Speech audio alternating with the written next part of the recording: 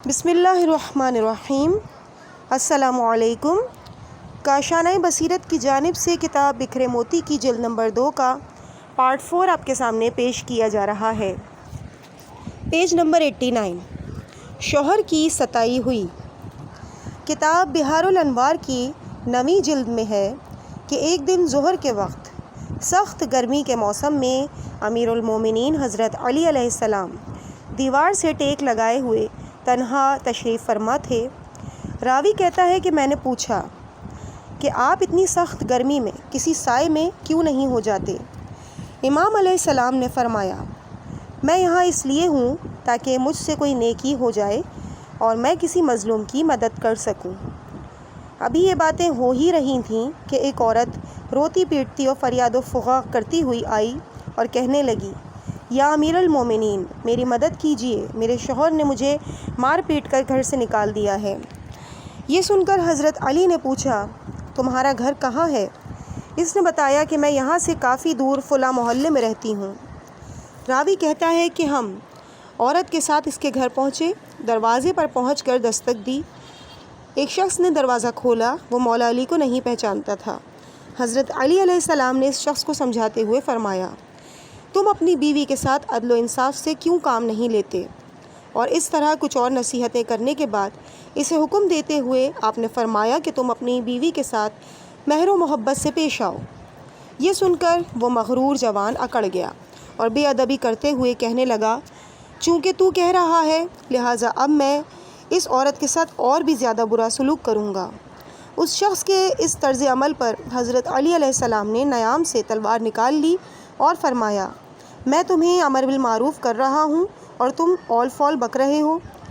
وہ شخص بھی سمجھ رہا تھا کہ ابھی معاملہ خراب ہو رہا ہے۔ پھر اسی اثنا میں کچھ لوگ وہاں سے گزرے اور انہوں نے کہا، السلام علیکہ یا امیر المؤمنین۔ لوگوں کا سلام سن کر اس نے اچھی طرح پہچان لیا کہ مجھے نصیحت کرنے والے امیر المومنین حضرت علی ہیں۔ چنانچہ گویا ہوا، مولا آپ میرے گھر تشریف لائے، اب میں اسی خوشی کی وجہ سے اس عورت کو اپنے گھر میں رکھ رہا ہوں اور اس کا ہر طرح سے خیال رکھوں گا، بلکہ اپنا چہرہ زمین پر رکھتا ہوں تاکہ میری بیوی اپنا پاؤں اس پر رکھے اور اس طرح میرا غرور و تکبر خاک میں مل جائے۔ امام علیہ السلام نے اس شخص کا شکریہ ادا کیا، پھر شوہر کی ستائی ہوئی عورت کو اس کے گھر پہنچانے اور میاں بیوی میں صلح کرانے کے اس توفیق پر اللہ تعالیٰ کا شکر بھی ادا کیا۔ Page number 92۔ چھٹے امام علیہ السلام پر جھوٹا دعویٰ۔ امام جعفر صادق علیہ السلام طواف سے فارغ ہونے کے بعد مسجد الحرام کے ایک گوشے میں تنہا محو عبادت تھے۔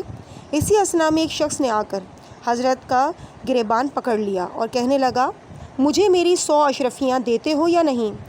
آپ نے پوچھا، کیسی اشرفیاں؟ اس نے کہا، وہ 100 اشرفیاں جو میں نے تمہیں بطور امانت دی تھیں، کیا تم انہیں ہضم کرنا چاہتے ہو؟ بس لاؤ، نکالو، اور مجھے میری اشرفیاں ابھی چاہیے۔ چھٹے امام نے فرمایا کہ ہو سکتا ہے کہ تم غلطی پر ہو اور تمہیں دھوکہ ہو رہا ہو۔ امام کی اس بات پر وہ عرب مزید چیخ و پکار کرتے ہوئے رقم کا مطالبہ کرنے لگا۔ چنانچہ امام جعفر صادق علیہ السلام نے فرمایا، ٹھیک ہے، میرے ساتھ چلو تاکہ میں تمہیں دے دوں۔ امام نے اس سے بڑی نرمی سے گفتگو فرمائی، کیونکہ آپ جانتے تھے کہ اس سے الجھنے کی صورت میں منصب امامت کی توہین کا پہلو نکل سکتا ہے۔ مختصر یہ کہ آپ اسے لے کر اپنے گھر پہنچے، 100 اشرفیاں سے دیں اور وہ عرب چلا گیا۔ دوسرے دن عرب کو وہ شخص مل گیا کہ جس کے حوالے اس نے 100 اشرفیاں کی تھیں۔ مطالبہ کرنے پر اسے اپنی رقم مل بھی گئی۔ اب اس عرب کو اچھی طرح سے اس بات کا احساس ہو گیا کہ وہ سراسر غلطی پر تھا۔ چنانچہ وہ سوچنے لگا کہ کل جس نے مجھے رقم دی تھی اسے تلاش کرنا چاہیے۔ وہ سوچ کر وہ مسجد الحرام میں آیا اور جب امام علیہ السلام سے ملاقات ہوئی تو کہنے لگا، جناب عالی، غلطی پر میں تھا، اب مجھے وہ شخص مل گیا ہے کہ جسے میں نے اپنی رقم دی تھی، آئیے اب میں آپ کو وہ 100 اشرفیاں واپس لوٹا دیتا ہوں۔ امام جعفر صادق علیہ السلام نے فرمایا، میں نے تو کل ہی تمہیں معاف کر دیا تھا، میرے دل میں تمہارے خلاف کوئی رنجش نہیں ہے اور میں اپنی رقم بھی واپس نہیں لوں گا، کیونکہ یہ میں نے تمہیں راہ خدا میں دی ہے اور جو معاملہ خدا کے ساتھ ہو وہ توڑا نہیں جاتا اور جو چیز راہ خدا میں دی جائے وہ واپس نہیں لی جاتی۔ پیج نمبر 94، ایک گناہ کی تلافی۔ حضور اکرم صلی اللہ علیہ وآلہ وسلم کے زمانے میں جبکہ اسلام کا ابتدائی دور تھا اور تمام کے تمام مسلمان محاذ جنگ پر نہیں جا سکتے تھے، کیونکہ اس صورت میں اہل و عیال کی احوال پرسی کرنے والا کوئی باقی نہیں رہتا، اور پھر معاشی صورتحال بھی اس بات کا تقاضا کرتی تھی کہ کچھ لوگ شہر ہی میں رہیں اور محاذ جنگ پر نہ جائیں۔ نبی کریم صلی اللہ علیہ وآلہ وسلم نے برادران ایمانی کی اہل خانہ کی ضروریات کو پورا کرنے کے لیے مسلمانوں کے درمیان صیغہ اخوت بھی جاری فرما دیا تھا۔ چنانچہ ہر دو مسلمان جن کے درمیان فکری لحاظ سے مناسبت پائی جاتی تھی صیغہ اخوت میں باندھ دیے گئے، تاکہ ان میں سے ایک جب محاذ جنگ پر جائے تو دوسرا اس کے اہل و عیال کی معاشی ضروریات کا خیال رکھے۔ غزوہ تبوک کے موقع پر سعید ابن عبد الرحمن اور ثعلبہ انصاری کے درمیان برادری کا یہ رشتہ قائم کر دیا گیا۔ سعید رسول خدا کے ساتھ محاذ جنگ پر چلے گئے اور ثعلبہ رک گئے تاکہ وہ اپنی اور محاذ پر جانے والے ساتھی کے اہل خانہ کی ضروریات زندگی کو پورا کر سکیں۔ چنانچہ ثعلبہ روزانہ اپنے ساتھی کے گھر آتے اور پردے کے پیچھے سے ان کے اہل و عیال کی ضروریات کو معلوم کر کے پورا کر دیا کرتے تھے۔ لیکن ایک دن اچانک ثعلبہ کی نگاہ سعید کی بیوی پر پڑ گئی اور وہ اپنے پر قابو نہ رکھ سکے، یہاں تک کہ وہ دست درازی کر بیٹھے۔ اس مومنہ عورت نے جب یہ دیکھا کہ ثعلبہ برے خیالات میں مبتلا ہو گیا ہے تو اس نے غم و غصے کے عالم میں اس کی ڈانٹ پھٹکار کی اور کہا، افسوس کہ تمہارا بھائی راہ خدا میں اپنی جان کی بازی لگانے گیا ہے اور اس نے اپنی بیوی تمہارے حوالے کی ہے اور تم اپنے بھائی کی بیوی کے ساتھ خیانت کرنا چاہتے ہو۔ ثعلبہ ایک مومن آدمی تھا، گناہ کا یہ خیال بس ایک اتفاق کا نتیجہ تھا۔ یہی وجہ تھی کہ عورت کے یہ جملے تیر کی طرح اس کے دل پر لگے۔ وہ خدا پر ایمان رکھتا تھا اور خدا کو حاضر و ناظر سمجھتا تھا۔ گناہ کا یہ ارادہ تو صرف ایک معمولی سی غفلت اور اتفاق کا نتیجہ تھا۔ یہی وجہ تھی کہ اس کے دل میں احساس ندامت پیدا ہوا اور وہ توبہ اور استغفار کرتا ہوا مدینے کے ویران پہاڑوں کی جانب چلا گیا۔ پیغمبر اکرم اپنے اصحاب کے ساتھ جنگ سے واپس لوٹے تو ساتھ میں سعید بھی آیا۔ گھر پہنچ کے اس نے اپنی بیوی سے ثعلبہ کے بارے میں پوچھا۔ اس نے بتایا کہ ہاں، وہ روزانہ آتا تھا اور میری ضروریات زندگی کو پورا کرتا تھا، لیکن ایک دن اس نے برے کام کا ارادہ کیا اور میں نے غصے سے اسے کافی برا بھلا کہا۔ چنانچہ وہ روتا اور گڑ گڑاتا ہوا یہاں سے چلا گیا، اور اب میں نے سنا ہے کہ وہ مدینے کے ویران صحرا میں پہاڑوں پر جا کے توبہ و استغفار میں مصروف ہے۔ گناہ کا ارادہ کرنے پر ثعلبہ اس طرح مضطرب اور پریشان تھا۔ سعید اس کی تلاش میں نکلا اور پھر اس نے دیکھا کہ ثعلبہ سخت گرمی میں جلتے ہوئے پتھروں پر پڑا ہوا آہوزاری کر رہا ہے۔ یہ دیکھ کر سعید پر بھی رقت طاری ہو گئی اور اس نے پوچھا، اے بھائی، تجھے کیا ہو گیا ہے؟ اس نے جواب دیا کہ میں منہ دکھانے کے قابل نہیں رہا، میرا گناہ بہت بڑا ہے۔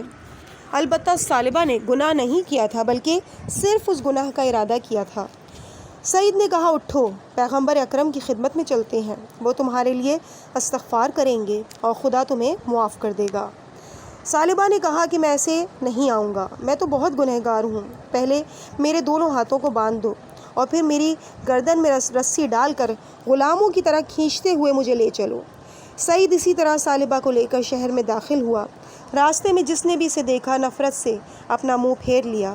خود اس کی بیٹی نے اس کے سامنے آ کے کہا، بابا، آپ نے یہ کیسی رسوائی کا سامان کر لیا ہے؟ اس نے جواب دیا، یہ ذلت اور رسوائی میرے گناہ کی وجہ سے ہے، میں گنہگار ہوں اور منہ دکھانے کے قابل نہیں رہا۔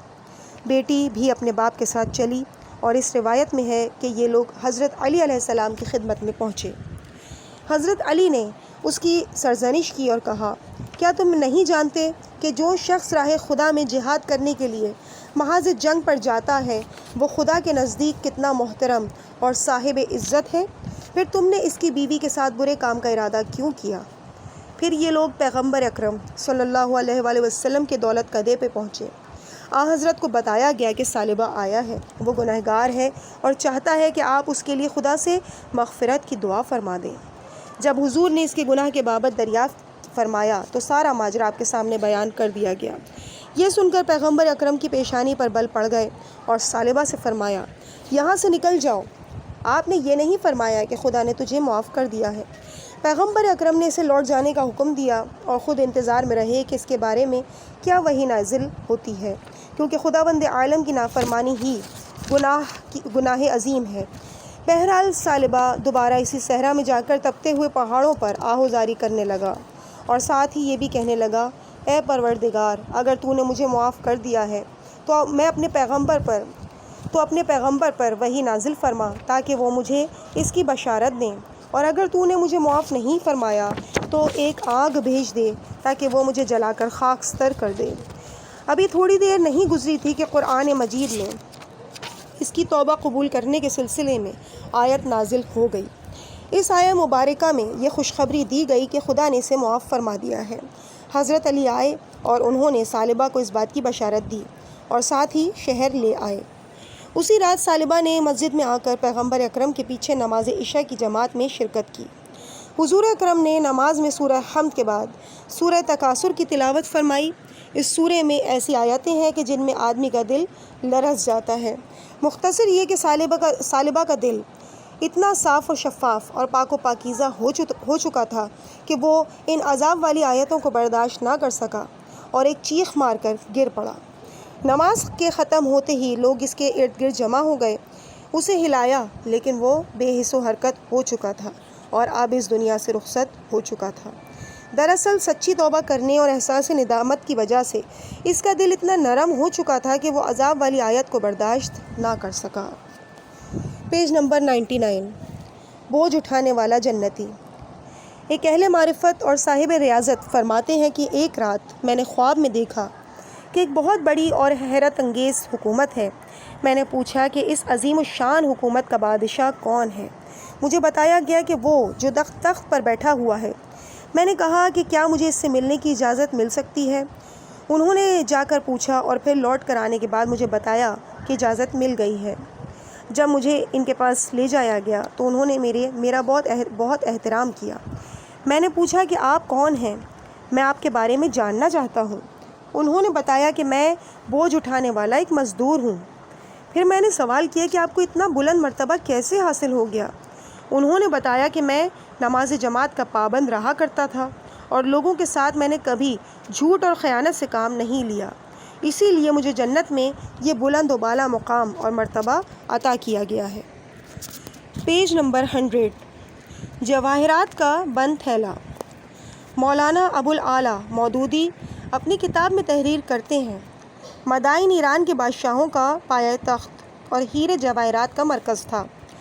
گزشتہ کئی سالوں سے یہ شہر عجم کے پوشیدہ خزانوں کا محافظ تھا۔ بڑی مقدار میں بیش بہا مال غنیمت اس شہر میں ایک مخصوص شخص کے حوالے کر دیا جاتا تھا۔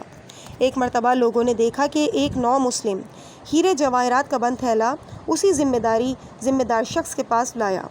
اس سے پوچھا گیا کہ یہ کیا ہے؟ لانے والے نے بتایا، وہی کچھ ہے کہ جو تم دیکھ رہے ہو۔ حکومت کے اہلکار نے پوچھا کہ اس کے اندر کیا ہے؟ اس نے کہا، میں نے اسے کھول کر نہیں دیکھا کہ اس میں کیا ہے، اور اگر میں خدا پر ایمان نہ رکھتا تو اسے یہاں لے کر بھی نہ آتا۔ ایمانی تقاضے نے مجھے اس امر پر مائل کیا کہ میں اس تھیلے کو یہاں لا کر جمع کرا دوں، اور اگر خدا حاضر و ناظر ہے تو پھر میں کس طرح اس تھیلے کو کھولنے کی جرات کر سکتا ہوں؟ تھیلے میں موجود یہ مال غنیمت تو مسلمانوں میں تقسیم کرنے کے لیے ہے۔ اندازہ کیجئے کہ اس نو مسلم کے دل میں ایمان کتنا راسخ ہو چکا تھا۔ ایک آدمی جو بالکل تنگ دست ہو اور اسے مال اور دولت کی ضرورت بھی ہو، لیکن وہ پھر بھی اتنا بڑا خزانہ حاصل کرنے کے باوجود اسے کھولتا تک نہیں۔ جب اس سے پوچھا گیا کہ تمہارا نام کیا ہے تو اس نے کہا، تمہیں میرے نام سے کیا کام، بس میں ایک مسلمان ہوں۔ حکومت کے ذمہ دار شخص نے کہا کہ میں اس کا اندراج کرنا چاہتا ہوں کہ یہ تم نے خدمت انجام دی ہے اور تمہارے لیے اس میں سے کچھ معین کرنا چاہتا ہوں۔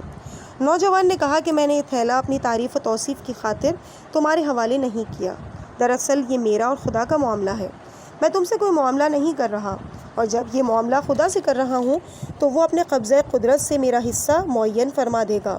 میں اتنا کم ہمت نہیں ہوں کہ تم سے ایک تعریف اور شاباش کی خاطر کوئی معمولی سا سودا کر لوں۔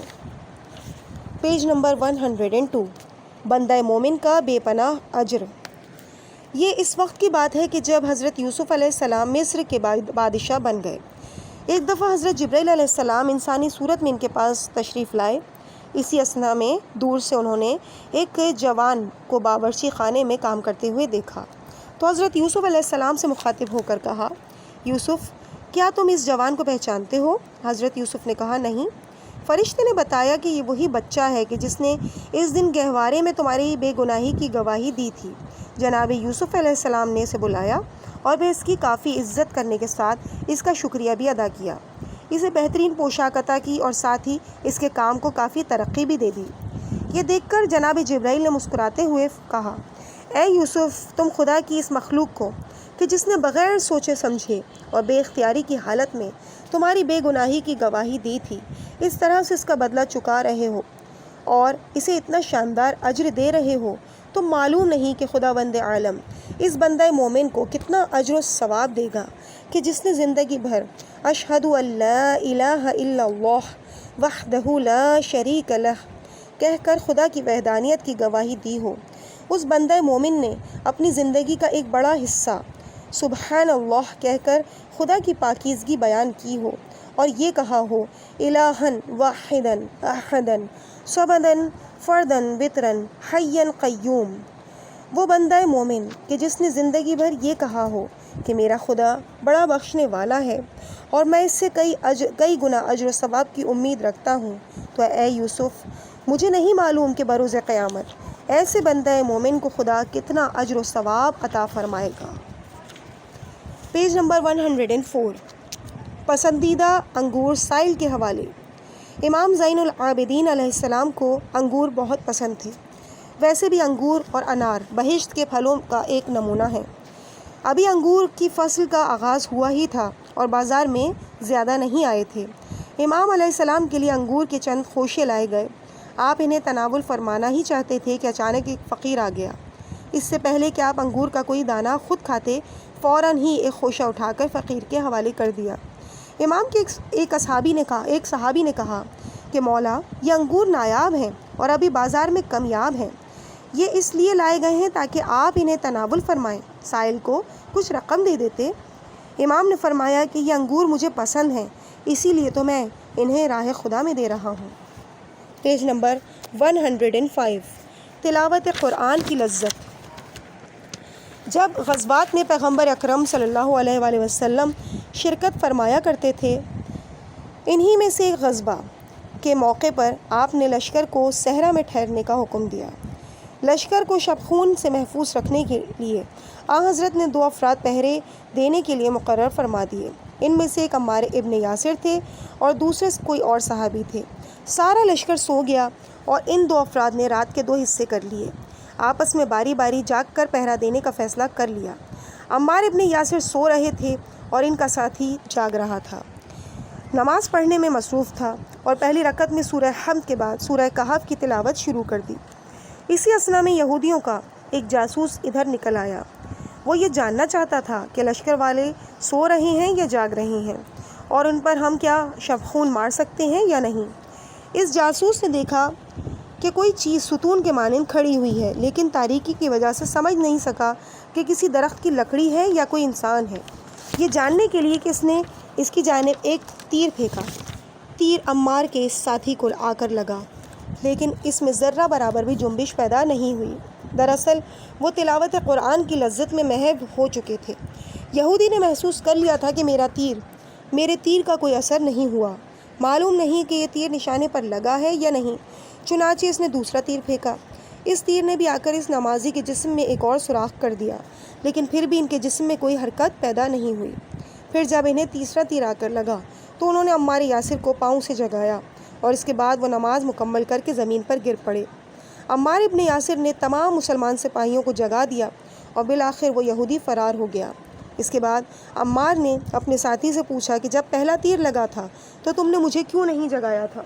ساتھی نے جواب دیا کہ خدا کی قسم، میں سورہ کہف کی تلاوت کے سلسلے کو روکنا نہیں چاہتا تھا، البتہ جب مجھے اس بات کا خوف محسوس ہوا کہ کہیں ایسا نہ ہو کہ بعد میں تمہیں نہ جگا سکوں اور دشمن لشکر اسلام پر حملہ کر دے، لہٰذا میں نے تمہیں تیسرا تیر لگنے کے بعد جگا دیا۔ پیج نمبر 107، مینار مسجد اور مؤذن۔ تفسیر روح البیان میں ہے کہ کسی شہر میں 3 بھائی رہا کرتے تھے۔ ان میں سے بڑے بھائی نے 10 سال تک شہر کی مسجد میں مؤذن کی حیثیت سے فرائض انجام دیے۔ وہ مسجد کے مینار پر جا کر اذان دیا کرتا تھا، اور 10 سال کے بعد جب اس کا انتقال ہوا تو دوسرے بھائی نے یہ عہدہ سنبھال لیا۔ پھر چند سال بعد دوسرا بھائی بھی اس دنیا سے رخصت ہو گیا۔ اس کے بعد یہ عہدہ تیسرے بھائی کے سامنے پیش کیا گیا، لیکن تیسرے بھائی نے اسے قبول کرنے سے صاف انکار کر دیا۔ اس سے کہا گیا کہ تمہیں اس خدمت کی زیادہ سے زیادہ اجرت دی جائے گی، مگر اس نے جواب دیا کہ اگر تم مجھے 100 گنا اجر بھی دو گے تب بھی میں یہ عہدہ قبول کرنے کے لیے تیار نہیں ہوں۔ لوگوں نے پوچھا کہ آخر کیا وجہ ہے؟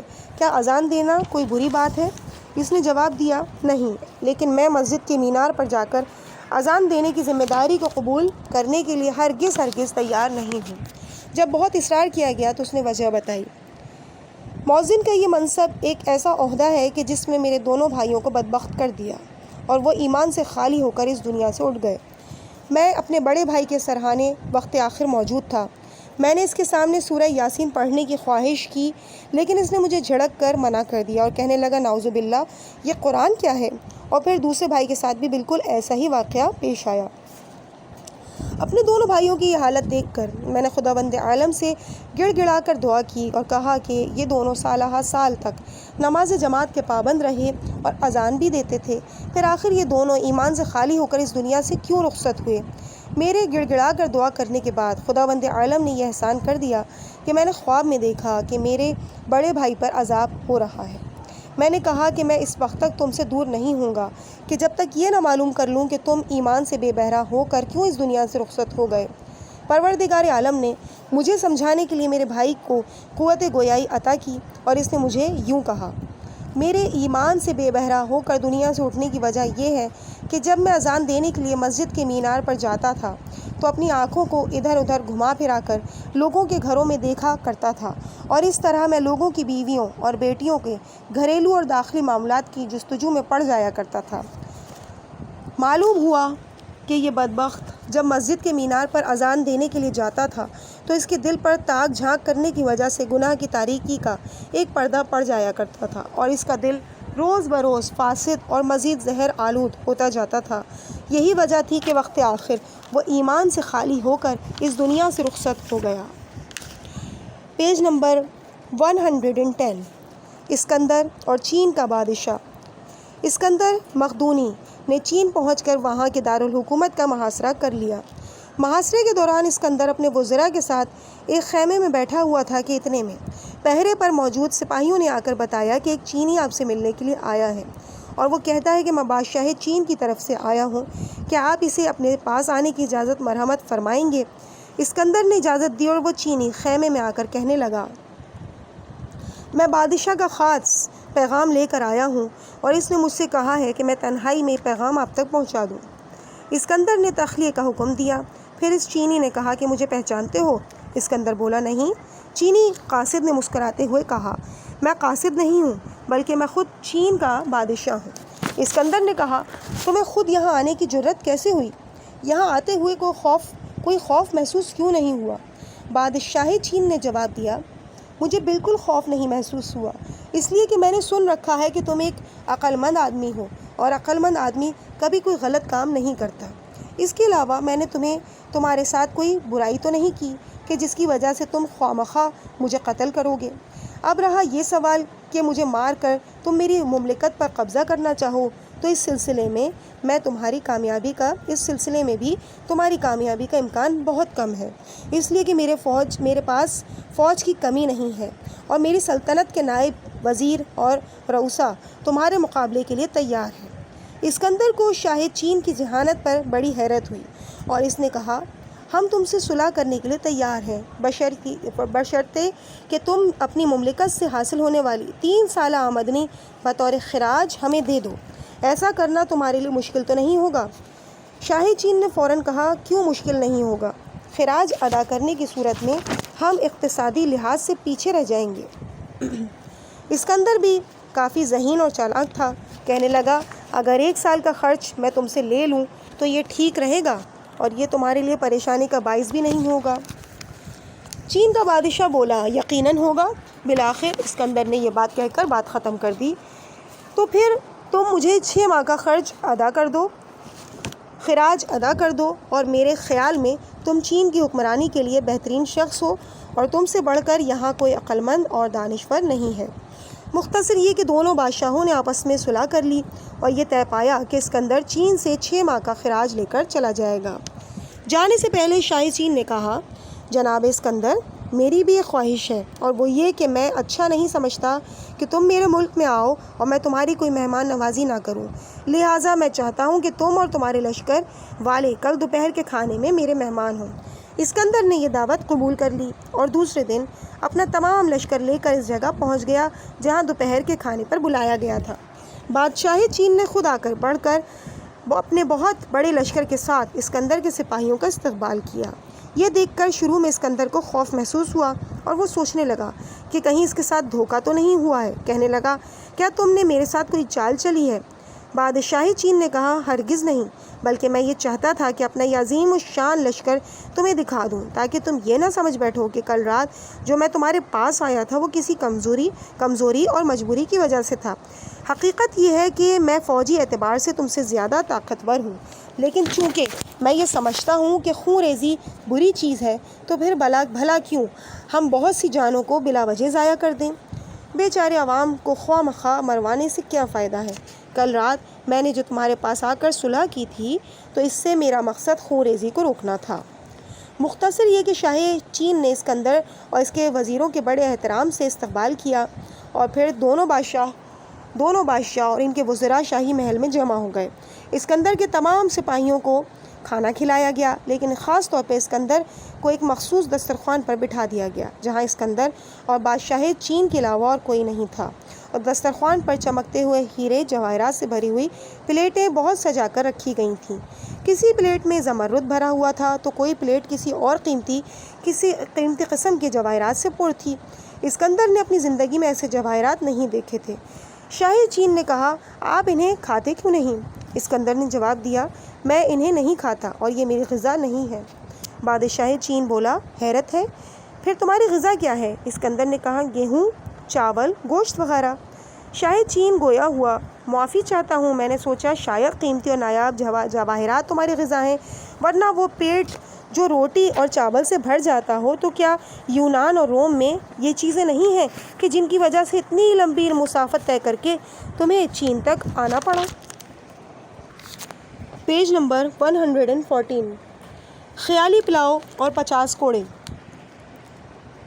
کتاب محاذرات اور میں راغب اصفہانی لکھتے ہیں، ایک مرتبہ حجاج نے رات کے آخری حصے میں اپنے ساتھ 2-3 اہلکاروں کو لیا اور کہا کہ آج میں خود شہر میں گھوم پھر کر دیکھنا چاہتا ہوں کہ مملکت کا کیا حال ہے، اور وہ ایک بازار سے گزر رہا تھا۔ ساری دکانیں بند ہو چکی تھیں، البتہ ایک دکان کے اندر چراغ روشن تھا۔